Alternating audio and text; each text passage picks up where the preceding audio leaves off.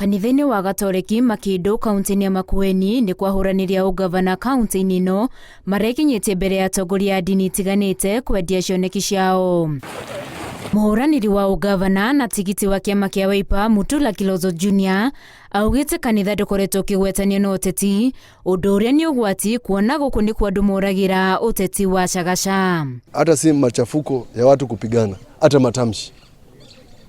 Kuna matamshi ambayo yanaweza kuleta fujo yakizungumzwa hadharani. Kwa hivyo ni jambo ambalo tunafaa kulisisitiza. Watu wakipata shida ya machafuko ya kisiasa wanakimbilia makanisa. Augĩte he bata wanjĩrĩrie kũgwetanio na ũteti amu nĩ ũkũrehe mwerekera mwerũ ũteti-inĩ na kũguna Kenya. Vizuri tuwe na kongamano kama hizi kila mahali, na wale ambao wanaitisha viti wakubali kuulizwa maswali.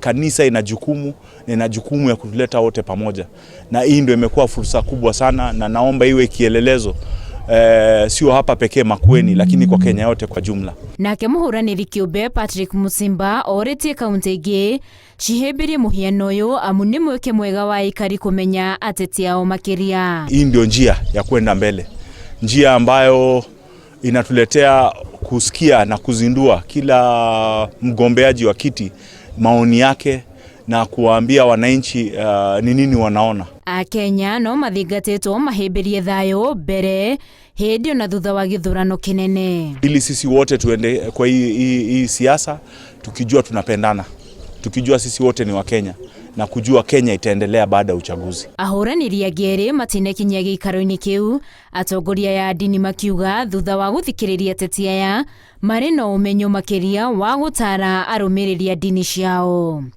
Handũ-inĩ ha Inooro TV, njĩtagwo Winnie Kimani wa Mũngai.